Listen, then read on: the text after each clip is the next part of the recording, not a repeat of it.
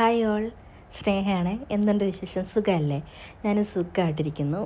ഒരു 2-3 ദിവസത്തെ night duty കഴിഞ്ഞിട്ടുള്ളൊരു off day ആയിരുന്നു കേട്ടോ. അപ്പം പിന്നെ എന്നാലും നേരത്തെ എണീറ്റിട്ട് ക്ലീനിങ് ഒക്കെ പരിപാടി ഉണ്ടായിരുന്നു. അപ്പം അത് ചെയ്യാനുള്ള പ്ലാനിങ്ങിലാണ് ഞാൻ. അപ്പോൾ ചെന്ന പാടെ കർട്ടൻസൊക്കെ ഓപ്പൺ ആക്കി നേരെ വാഷ്റൂമിലേക്ക് പോയി പല്ലൊക്കെ തേച്ചൊന്ന് ഫ്രഷ് ആയിട്ടെല്ലാം തുടങ്ങാമെന്ന് കരുതി. വീട്ടിൽ പോയിട്ട് വന്നാൽ പിന്നെ അപ്പോൾ അങ്ങനെ ക്ലീനിങ് ഒന്നും ചെയ്തിട്ടില്ലായിരുന്നു. മടിയായിരുന്നു പെയിൻ പ്രശ്നം. പിന്നെ ഡ്യൂട്ടി ഈ നൈറ്റൊക്കെ കഴിഞ്ഞ് വന്നാൽ പിന്നെ ഒന്ന് കിടന്നുറങ്ങിയാൽ മതി എന്നൊരു വിചാരമേ ഉള്ളൂ. കഴിക്കാൻ പോലും തോന്നാറില്ല. രാവിലെ വരിക, കിടക്കുക, പിന്നെ വൈകുന്നേരം എപ്പോഴാണ് എണീക്കുന്നത് അപ്പോഴാണ് കഴിപ്പ്. അപ്പം എന്തായാലും പല്ലൊക്കെ തേച്ചൊന്ന് ഫ്രഷായിട്ട് അടുക്കളയിലേക്ക് കയറാമെന്ന് കരുതി. അപ്പോൾ ഇന്ന് അടുക്കള ക്ലീൻ ആക്കാനാണ് എൻ്റെ മനസ്സിലുള്ള പ്ലാനിങ്. എത്രത്തോളം സക്സസ്ഫുൾ ആവുമെന്ന് എനിക്കറിയില്ല, നമുക്ക് നോക്കാം. അപ്പം രാവിലെ ബ്രേക്ക്ഫാസ്റ്റ് ഒന്നും ഉണ്ടാക്കിയില്ലായിരുന്നു. ബ്രേക്ക്ഫാസ്റ്റിന് പകരം ഞാൻ ഒരു കോഫി ആയിട്ട് കുടിച്ചു. പിന്നെ വീട്ടിൽ നിന്ന് കൊണ്ടുവന്ന കുക്കീസ് ഇരിപ്പുണ്ടായിരുന്നു, അതും കഴിച്ചു. അങ്ങനെ അടുക്കളയിലേക്ക് ചെന്നപ്പം ഒത്തിരി പാത്രം കഴുകാനുണ്ടായിരുന്നു കേട്ടോ. അപ്പം ഇന്നലെ വൈകിട്ട് ഫുഡ് ഉണ്ടാക്കിയ പാത്രങ്ങളൊക്കെ കിടപ്പുണ്ടായിരുന്നു. അപ്പം കാരണം അതൊക്കെ അപ്പം തന്നെ കഴുകാൻ പറ്റത്തില്ല, കാരണം ഫിഷ് ഫ്രൈ ചെയ്തതിൻ്റെയൊക്കെ ഉള്ളതായതുകൊണ്ടൊക്കെ നമുക്ക് നന്നായിട്ട് കുറച്ച് നേരം കൂത്ത് വെച്ചിട്ട് കഴിയേണ്ട പാത്രങ്ങളൊക്കെ ആയിരുന്നു. അപ്പോൾ അതെല്ലാം ഒന്ന് കഴുകി സെറ്റാക്കാമെന്ന് കരുതി. അതെല്ലാം കഴുകി അവിടെ ഒക്കെ ഒന്ന് വൃത്തിയാക്കി. അല്ലാതെ ചില പാത്രങ്ങളൊക്കെ ഉണ്ടായിരുന്നു. പാത്രം നന്നായിട്ട് ബേസിനും എല്ലാം ഒന്ന് കഴുകണമായിരുന്നു. അതെല്ലാം ഒന്ന് കഴുകി കുക്കിംഗ് റേഞ്ച് നോക്കിയപ്പോൾ കുക്കിംഗ് റേഞ്ച് നല്ല മോശമായിട്ട് കിടക്കുന്നു, എണ്ണയൊക്കെ തെറിച്ചിട്ട്. അപ്പം പിന്നെ അതും കഴുകി വൃത്തിയാക്കാമെന്ന് കരുതി. ഇത് നമ്മൾ എപ്പോഴും കഴുകാറുള്ള കേട്ടോ. ഇപ്പോൾ ഇൻ കേസ് അത് ചീത്തയാകാൻ വേണ്ടി തന്നെ നോക്കിയിരിക്കുകയല്ലേ. ഇതിപ്പോൾ ഞാൻ പറഞ്ഞല്ലോ, ഇന്നലെയൊക്കെ എല്ലാവർക്കും മടിയായിരുന്നത് കൊണ്ട്, ചെയ്യാൻ ബുദ്ധിമുട്ടായിരുന്നതുകൊണ്ടൊക്കെ അതങ്ങനെ ഇട്ടിരുന്നതാണ്.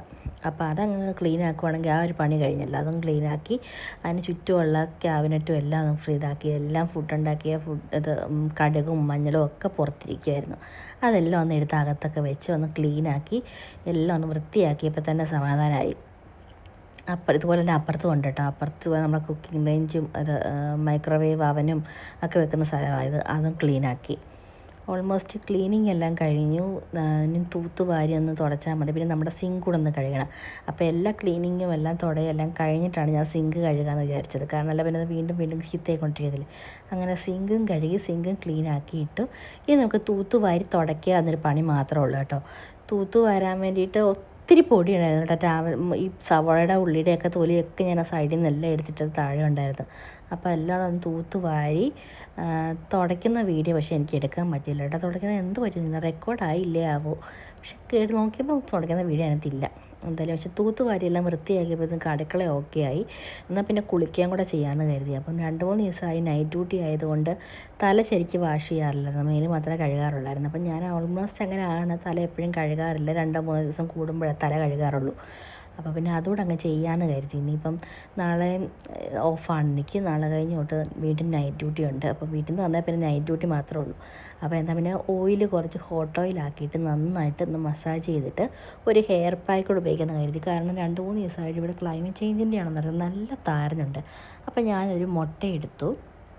ആ മുട്ടയിലേക്ക് നമുക്ക് ആവശ്യത്തിനുള്ള തൈര്, അതിപ്പം നമുക്കിവിടെ വാങ്ങാൻ കിട്ടുന്നത് നമുക്ക് നാട്ടിൽ നല്ല നാടൻ തൈരാണെങ്കിൽ അത്രയും കൂടെ നല്ലതായിരിക്കും കേട്ടോ. തൈര് ഉപയോഗിക്കാം. നിങ്ങൾക്ക് വേണമെന്നുണ്ടെങ്കിൽ വേറെ എന്തെങ്കിലും ഇൻഗ്രീഡിയൻസ് വേണമെങ്കിൽ യൂസ് ചെയ്യാം. ഞാൻ ഇതിൽ 2 ഇൻഗ്രീഡിയൻസും പിന്നെ എൻ്റെ കയ്യിൽ റോസ്മേരി എസൻഷ്യൽ ഓയിലുണ്ട്, അതും കൂടെ ഞാൻ ഒഴിച്ചാൽ നമ്മൾ നല്ല മണമായിരിക്കും.